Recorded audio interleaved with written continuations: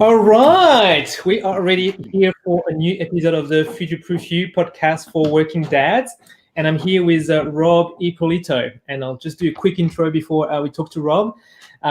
So Rob has been in real estate industry for a long time, for 20 years, and quite successfully is focusing on retail, on what am I talking about? How about a stick to what you sent me? Retail enthusiast focus on the sales of shopping centers, and he sold more than 2 billions of real estate. He's the father of 4, husband of 20 years, and I met him through LinkedIn, and he's live now from San Diego. How you doing, Rob? Julian, I'm great. So excited to be here with you. So appreciate the invitation.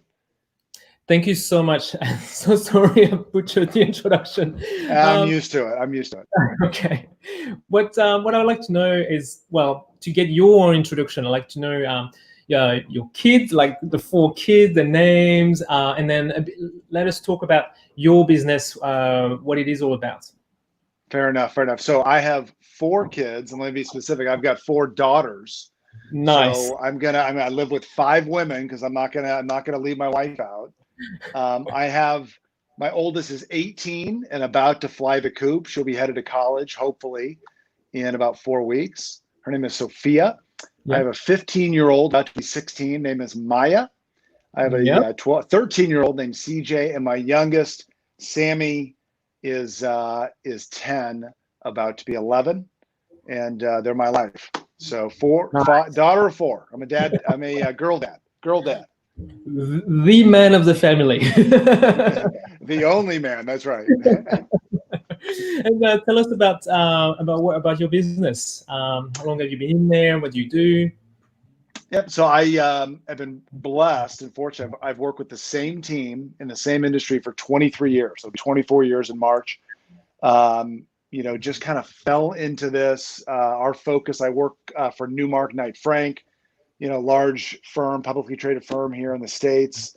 I work with 2 individuals. I've been partners for over 23 years. It's the only job I've ever had, which is amazing. Wow. And we work on shopping centers. So we work for owners of shopping centers that own grocery stores, coffee shops, retail outlets. And my focus now is to help them sell those properties or acquire those properties when they deem necessary. So I've been really lucky to be with the same team my whole career. Wow, that's amazing. But it feels like because your partner, it feels like it's a job, but it's also your business. It sounds like, right? Yeah, it is. And so are you still? No. Yeah. So it was I was done chasing another dream and was wondering what to do. Knew I wanted a lot of upside, but I wanted freedom. And I felt this was something now look, that was 20 years ago. What did I know? I didn't have kids at the time. And it's been a blessing. I mean, to work with the same people for that long really has been fortunate. We haven't chased, other opportunities. And look, these are just good people. Let's do life together. That's awesome. I mean, you make it sound like if it was luck, but we all know that it's not. it's work on both sides. What I'd like to know is why is that balance, that work-life balance between your business, which you've been at it for so long, and then your 5 girls, including your wife. Like, why is that so important for you to balance them all? Yeah. Julian, I'll be honest with you. I was blessed with a tremendous model. So I had the best parents in the world. Okay. So being raised, I'm one of 4 boys, and dad was a dentist, had his own office, but he was always around. So he worked hard, but he was involved in our lives. And I said, look, this is what I want for my life. How do I do this? And they, my parents showed us how. They had a successful marriage, married for 50 years. They were involved in their sons' lives, but they also, were wildly successful in their own right. And so they showed us that you can have it all. But the best gift they gave us was time. They gave us time. I like it. And I knew I had to get into an industry that I would have some freedom, I mean, I do believe, success is correlated with how hard we work, but I wanted to be present. I want to be around. I wanted to be involved in their lives. And, that's why I, at the initial outset, let's say, hey, let's choose this industry and let's run with this. And it's been a good run. So that's really interesting because you've learned it. So you've learned it from your parents, and well, let's go back to that because I mean, I don't know. I've been interviewing a lot of dads, and it's been quite rare to see a dad who had an awesome model because, well, let's be honest, we're living in different generation, right? Like with different environment, different ecosystem. You're saying your dad and it sounds like your mom as well together. They give you a really good example. And what do you mean by they gave you time? I think, look, I'm not a big believer in, I mean, quality time is great, but the reality is they want quantity. The kids want us around. So, my dad coached every team, that we were on. Every game that I was playing in, if he wasn't coaching, he was in the stands. Mom as well. Don't get me wrong. And they were there. And, as you go through that, as you find yourself having good days and bad, they were there. They were present. Wow. And you kind of look back on life and go, okay, my success as you get older and wiser, you go, okay, I had it good. Yes. And that was because of you. When you're 50, you're a teenager, you're young adult, you're whatever, you don't know anything. You look back now and go, boy, they had it nailed. And so just follow it. Then you just follow that model. And I don't think, I don't know if my parents had I think they broke the mold a little bit. They knew they wanted to deliver this to their kids. And I look now at my three brothers, they've each delivered that same experience to their kids. Wow. And we've been blessed. I mean, that talks highly of your parents. Like if you say that the four of you like managed to replicate what they did, that's pretty impressive because, a lot of us, we just want to do the opposite of what our parents did. No, it's true. But, you if you're smart enough to get over yourself and see success, just copy it if you can,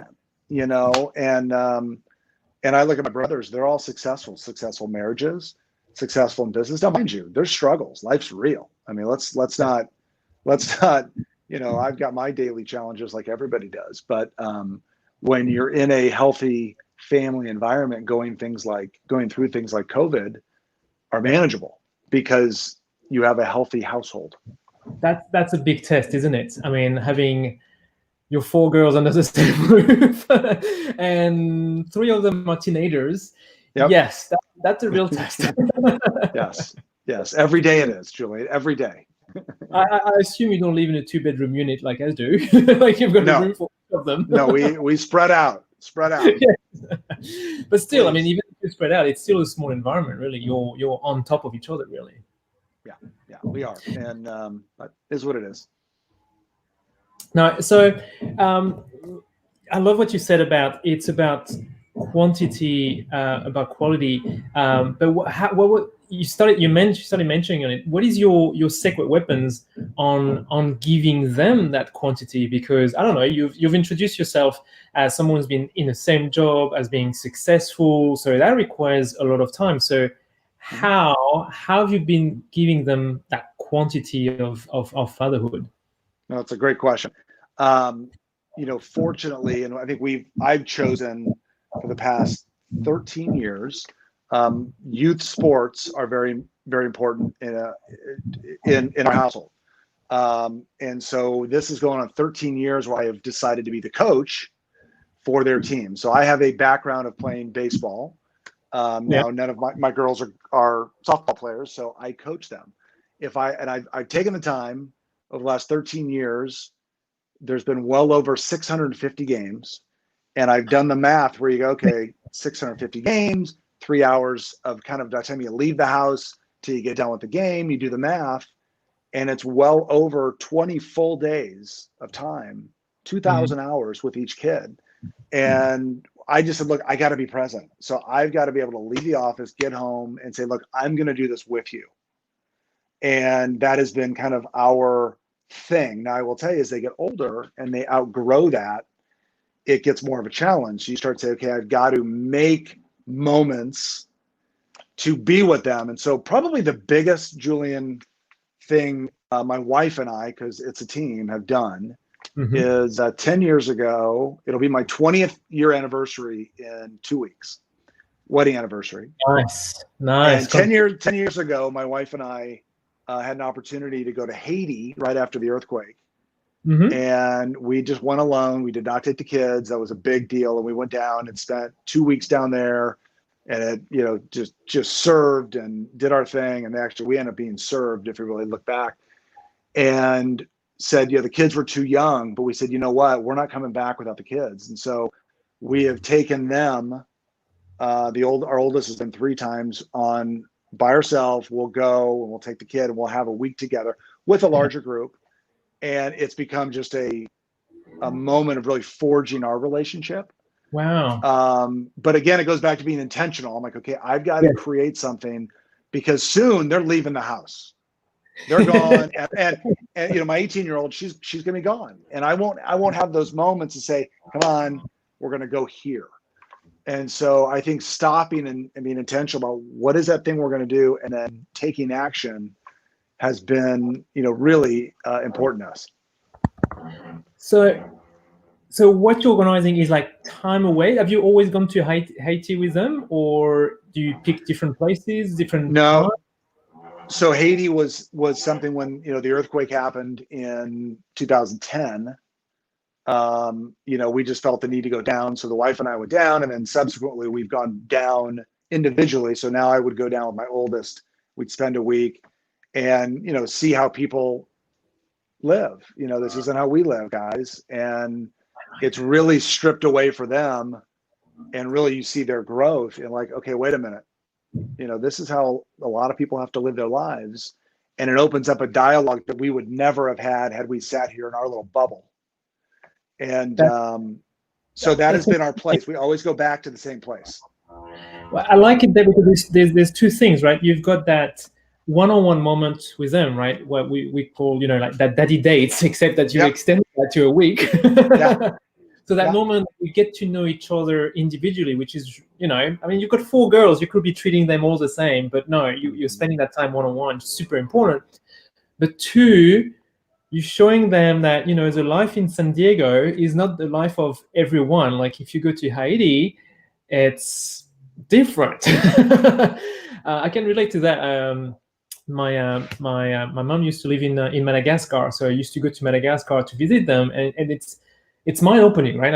It's a different lifestyle. It's focusing on a day-to-day instead of planning, because there is no room for plan. And opening that to your kids. What change did you see in your girls? Well, you immediately see a maturity, because I think they are exposed at a level of, I think in a couple capacities. It's not, they go down to those that are significantly less fortunate and find that there is happiness sometimes when you don't have a phone, happiness when you don't have screens, happiness being in relationship. And that is a change for them, because we live in a society where everything is screens and on and go and go and go, and to go there and just kind of be, allowed them to realize, okay, wait a minute, there is something more important than the life that I'm living. And so I just noticed, because our oldest 2 have gone, we usually take them at 13. So we couldn't go this year, clearly maybe next year. They just have a deeper appreciation for things. And don't get me wrong, Julian, they're still teenagers. Don't get me wrong. I can see the look in your face. There are plenty of moments, but it provides them a reference point, and so I know the oldest one who's about to go to college, that was a big part of her college applications. They're asking, what's your story? And I'm like, well, you actually have a story, and you can reference those experiences and the times that you spent there. And so I think as a parent, trying to be intentional and deliver those experiences, has been something that we're we're happy. That's a good decision. I got plenty of bad decisions we made too, but that's one that's on the good side. So it sounds so. I mean, it sounds so easy, right? I mean, you've been doing that for 10 years now, and it sounds like you've got a process, you've got a system in place. We take them at 13. That's what happens. But I mean, we all know that time is of the essence, because you're going on. It's, I don't know if it's holiday. You're going on daily dates and adventure for a week, but I mean, I think there's only 4 weeks holiday in the US. Is that right? I mean, how do you find the time? Like, do you take time off, or is the business open to let you take that time off? How does this work? So fortunately, I'm in a business with partners that I can say, guys, I'm going to do this. They're supportive. They pick up the slack. Nice. I do the same for them. If it's, hey, they got to go do it, you got to go do life. And that was part of the reason why I said, hey, real estate sales is going to provide you opportunity, but also lifestyle if you do it right. And we've been fortunate to do that. And I think I wouldn't second guess the decision in a moment, but again, it's trying to, and this is something I'm learning, Julian, as I'm getting older, is to work around your life rather than live around your work. And I did that for a long time, noticing with COVID now that we're all working remote. I'm a homebody. I love being home with the kids, and work is kind of is working around my life now versus the alternative, if you follow me.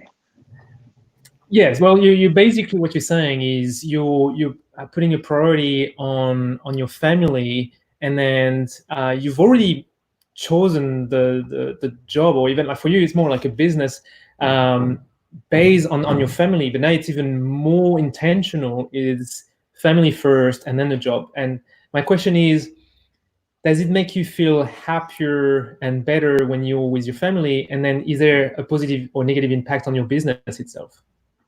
Well, that's a great question.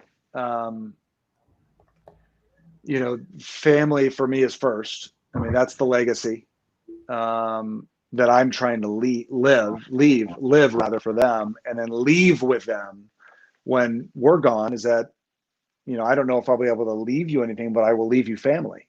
You'll have each other. And I think as it relates to my work, I do believe if you're happy at home, you can be happy at work. And it changes everything, so fortunately, I've got a supportive wife, an amazingly supportive wife.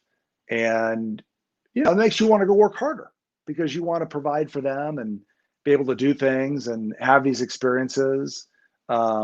There have been times where we've had to say, well, we can't go because maybe it just doesn't fit the budget at this time. But the reality is, if I'm happy at home and I'm happy in my marriage and with my kids, I'm investing, work just seems to not have the same level of pressure, So that's where I wanted to ask a question, because, and you've just started talking, picking on it.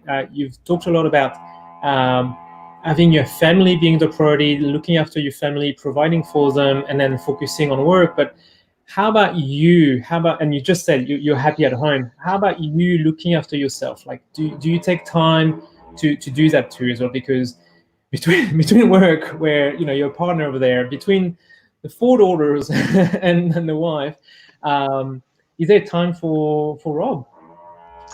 That's a great question. There's not enough time. There should be more, but all kidding aside, Julian, I have found that I have to make time.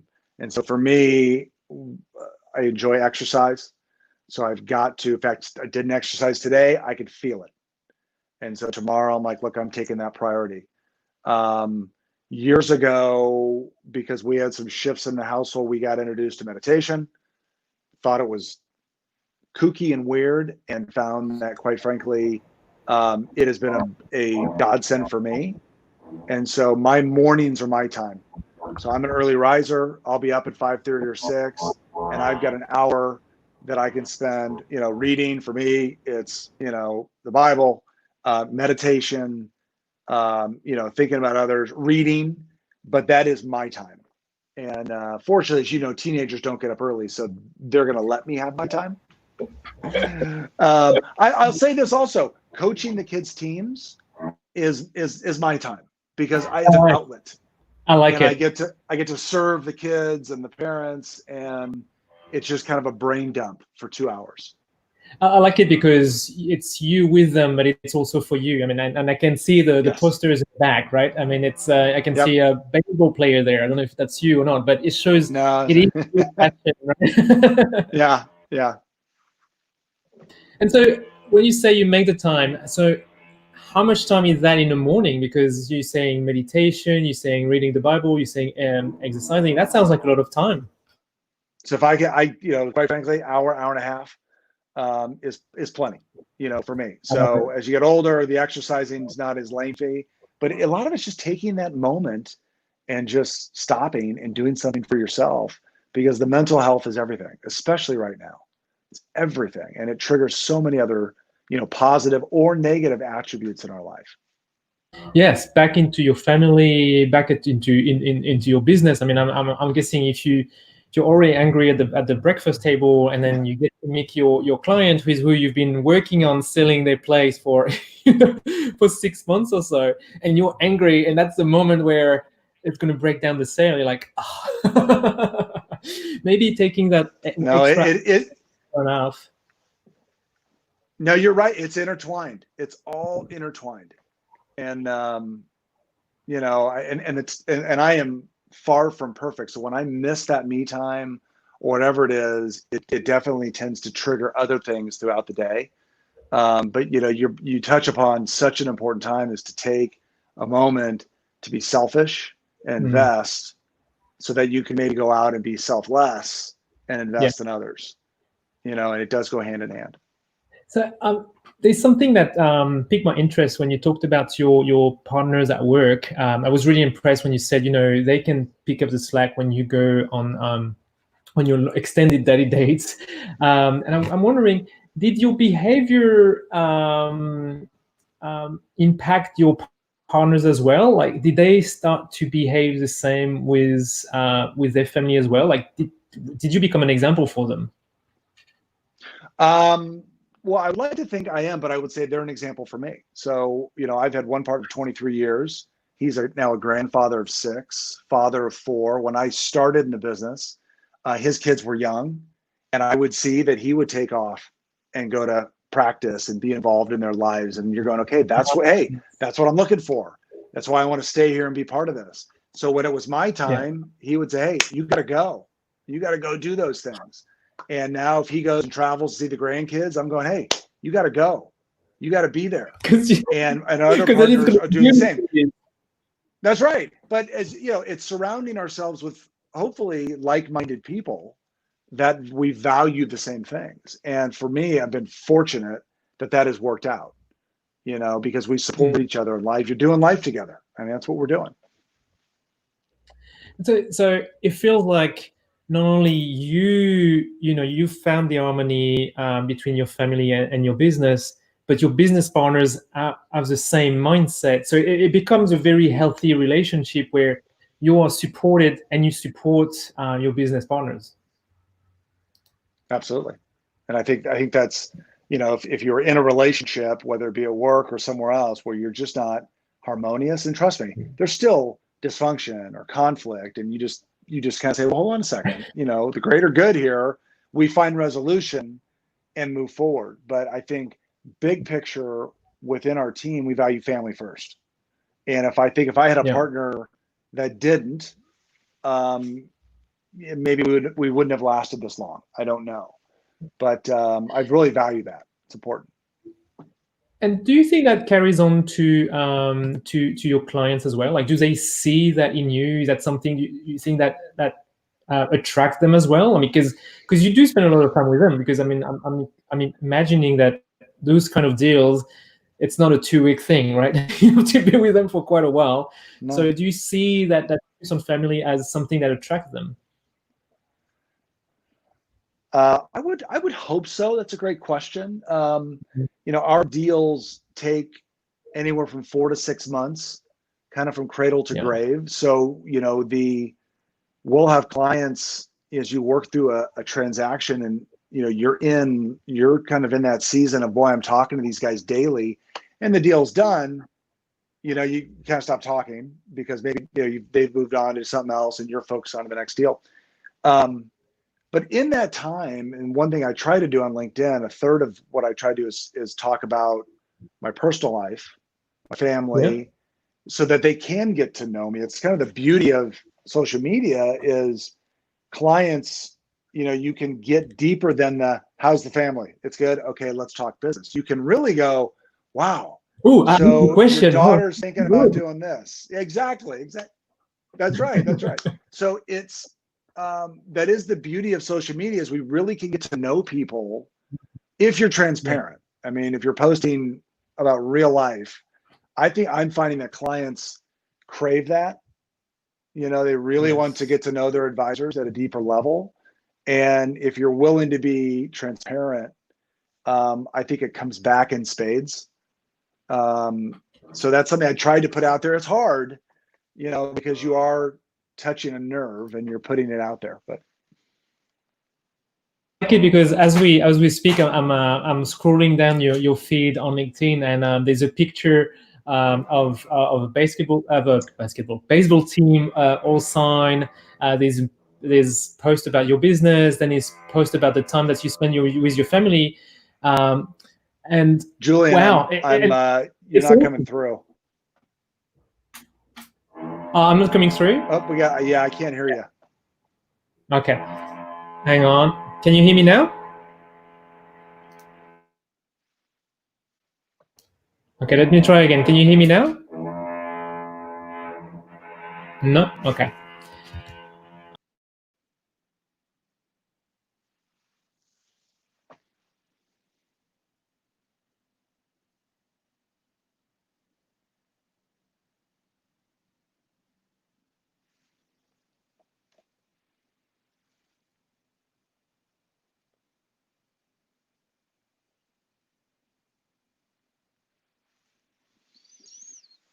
Can you hear me now?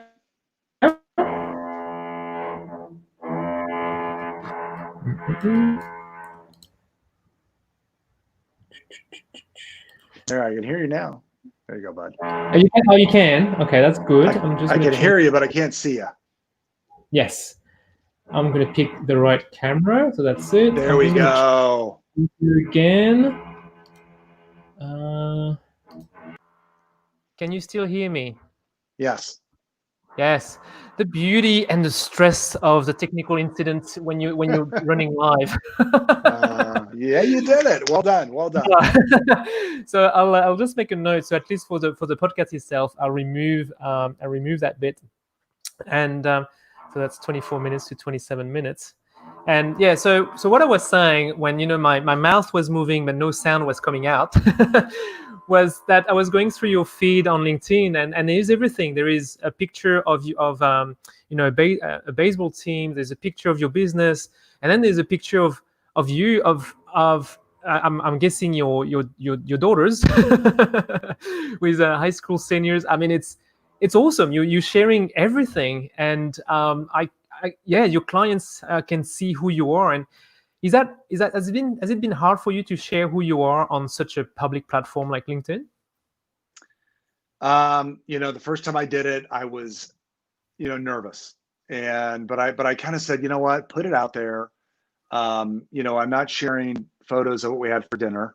I try to, hey, my daughter did this, and let's tie it into business. Whether it be a struggle they had and how that, could transcend to maybe encouraging somebody else to fight through struggles they're having, in their business. And I found that it's been effective. I found that I enjoy it. And most importantly, if, Julian, if it's happened one time, it's happened 30 times, I'll walk into a meeting before COVID. And before the meeting, the client will say, hey, you know what? I really enjoyed that post. And it's somebody, Julian, who I've never seen on LinkedIn. No, they didn't like it. They didn't comment on it. They're like, how did you see it? No, people, I think they feel if they like it, something's going to happen to them. And, now you've got a different relationship with that person across the table. Yeah. And it's kind of encouraged me to continue with that. I am, you want to be careful, that again, that it adds value. There's a story there. I think through our kids, their resiliency, but their lives, they have challenges, and being a parent's a challenge. It's real. It's not easy. I think what you said is like it changes the relationship. I think it's like, oh my God, my client is a human being. Oh my That's God, right. that guy's a human being, and I love it. It's and look, this is how we found each other, because in your title on LinkedIn you put father, and I was looking for people who were doing so for the podcast, and that's when I went through your feed. I'm like, wow, I can see Rob here, like I can see you. I don't see just the real estate person. I see Rob the father, Rob the husband, and it's so nice. And what I do like about LinkedIn is it is a cleaner platform than Yes. Facebook or Instagram, in the sense that, well, we all have our resume and our company name, and potentially we're connected to our boss as well, so we can really be a keyboard warrior, right? Yes. And so I don't spend a lot of time on Facebook. In fact, I don't have it. Instagram I'm on because I follow my kids to make sure we're posting appropriately. That's right. And LinkedIn tends to be cleaner, but I do know when I go into a post, I go, look, it's got to represent me, my family, my partners, my company. So I try and stay away from say everything political or that may strike a nerve. Yeah. And that's just me. I mean, other people are doing it other ways, and God bless them. That's their thing. Yeah, and you can still have those conversations about religion or politics in the DMs. I mean, that becomes what you will do in real life anyway. Like that's right. And so I'm interested in what do your daughters think about you being on LinkedIn? It's funny, Julian. They so I shared something I posted trended, or no, one of the first posts I did was my oldest daughter, and it was a video of her playing softball, and I tied it to, story and blah, blah, blah. And it went to like 25,000 views, which I thought it was viral. I'm like, this is easy. I got this licked. I'm like, what's the big deal? And so I shared that with her. Yeah. And she thought it was cool, but she's like, wait, what's LinkedIn? What are you doing, Dad? And then, reality set in for me, because that doesn't happen every time. But anytime something will trend, I'll send them a note, because they are active on Instagram. Yeah, that's right. Active. That's right. They've got their own stuff. So look, they were part of the motivation for me, because I said, look, this is where everything is going. I've got to get on the train. Yes. And, social media, you go, I don't need it. You go, wait a minute. And so they were really the motivation about 18 months ago, where I said, hey, let's get involved. Let's try this out. And I found that I'm sitting there talking to you. This would not have happened had you don't embrace what's going on. So they laugh, as they should. We laugh at our parents, right? Oh, okay, what do you know? But listen, I wrote an article. Somebody asked me to write an article about how my daughters were shopping in the retail world and what they do. And I said, it's interesting. So I went and interviewed them about how are you guys buying? That's right. Is retail dead? Is it all e-commerce? I learned 3 things from that. One goes, I got these new pants. I said, when did you buy those pants? Those look expensive. She goes, Dad, I bought them for $5. $5? Where? She goes, Instagram. My neighbor, one of the girls didn't want them, so I gave her 5. I said, that's brilliant. And those are your customers, right? Absolutely. That's right. So so they're the beauty of today's world is you can learn from those in their 20s, because the world's changed so fast. But I'm following people that are in their 70s that have all this wisdom, and they're leveraging social media. Yes. So it's not this, it's for everybody if you have a voice and you want to tell a story. I just scrolled down through a video that you called the greatest influencer of all. I think it's Sammy doing like a TikTok dance, and then there's Chrissy like laughing her head out, and it's like, it's so funny, and it's like, we're like, oh wow, that's what it's like to be at Rob's place, right? Yeah. It's like having that fun, and that you're proud of sharing this, and it's like, it's brilliant. It makes you a human, and it makes you someone we want to talk to. And who cares it didn't get viral? You get to have people seeing this. You get to have a lot Yes. of interaction, and then you got to show your kids that you're still cool, right? You're still on social media. That's right. That's right. That's right. Well, maybe we'll see. Ticked all the boxes there. That's right. All Just a right. few. All right, Rob, we're coming to an end here. It's been really cool, really a lot of fun having you on the podcast. And two things: what will be the final message you'd like to leave to other dads who they've seen you having that magical life, that happy life with no trouble at all, right? Nothing went wrong in your life. It seems magical. Oh yeah, nothing. And then the second question will be, where do we find you? How do we follow you? Great. Well, the first thing I think what I would, if I were to give anybody advice, is give your kids your time. I mean, they want time. Be there the good times, the bad times, because they're both going to happen. So when it's the good times, enjoy it, savor it. When it's the bad times, savor it, because it's through those times that we're going to grow deeper. So give them your time. And the reason I say that is because as they grow older, they won't be able to give us their time. And so do it when they're young. Get involved in their lives any way you can. One childhood, hey? That's all they have. Yeah, that's it. And then you can find me on LinkedIn. That's primarily where I'm at. I'm on Instagram, Ippy LTD. That's Ippy's my nickname, and LTD is living the dream. I try to live a dream, but primarily on LinkedIn. Cool. And I'll put the link. And I learned my lesson that it's Ippolito with two P's and one T. That's it, Julian. All right. Thank you so much.